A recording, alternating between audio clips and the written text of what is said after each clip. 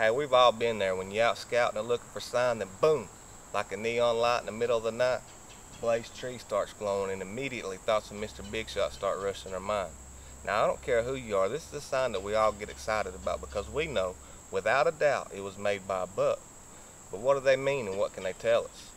Now, obviously, you're going to want to know how big the dude was that made this, right? Well, most assume that big bucks make big rubs and small bucks make small rubs.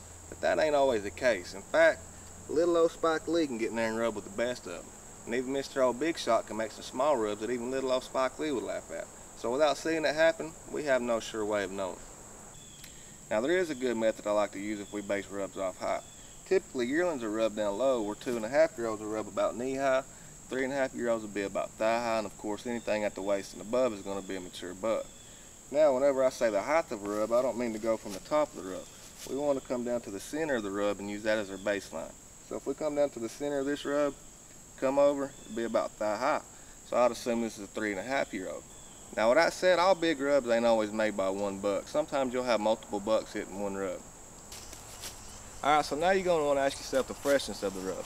Older rubs will be darker in color and dry to the touch, whereas new rubs will have a greenish or a yellowish tint to it, and they'll still be kind of moist. Now you can also look underneath the rub and there'll be shavings on the ground. If the shavings are on top of the leaves, it's probably a fresh rub. Now if they're underneath the leaves, it's probably an old rub unless a storm blew through the night before.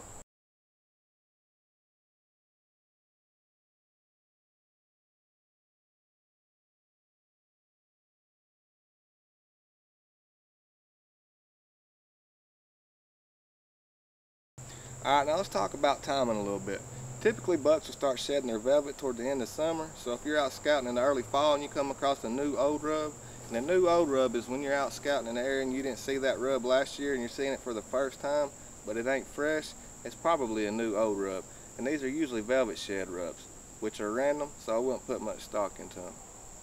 Now other types of random rubs you might see are territorial rubs, which are done randomly around their core area, or exercise rubs where they're rubbing this to build up their neck muscles in preparation for the rut, and aggressive rubs, which is just from build up testosterone. Now I wouldn't put much stock into these as they're random, but if you come across a rub line,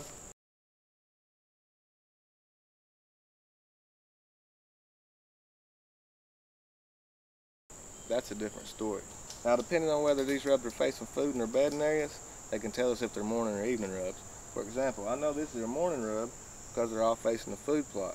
So whenever he's leaving the food plot in the morning, he's rubbing on his way back to bed, and vice versa. If that's on the other side, he was making these rubs in the evening when he's coming to the food plot. Now a lot of people think of rubs of only being visual sign, but there's a lot of scent being laid down there too, as deer have scent glands in their foreheads. And tests have shown that during the fall in older, mature, higher ranking bucks, that these forehead glands become more active. In turn, it suppresses the aggression and the sex drive in the younger bucks, but it stimulates the sex drive in the does. Now bucks will rub on anything from shrubs and saplings to fence posts and telephone poles. Now, I don't know about in your region, but down here in the south, they love rubbing on pines and they love rubbing on cedars. I don't know if it's due to the aroma of the wood, the sap content, or the softness of the wood, but that's what they prefer here. So how do you go about simulating a rub?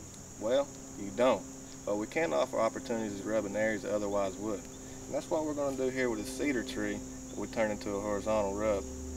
Alright, now making these are real easy. All you gotta do is cut you down a cedar or a pine, or you can use a fence post. Cut your branches off flush. I went ahead and scratched this cedar up just to release that scent. God, it smells so good. Took that same 14 gauge wire that we used down there in the licking branch. Drill your hole through the end of your cedar post. Feed your wire through it. Then wrap your wire around your supporting tree and twist it off real tight. Down here, same thing. Drill your hole through your cedar post, feed your wire through it, twist it off real tight. Now all you gotta do is set you a camera on it, call it a day. Alright, that's it for part 2 of this series. I hope y'all understand rubs a little bit better now. Tune back in tomorrow for part 3 where we'll be going over scrapes. And y'all can get on out of here now.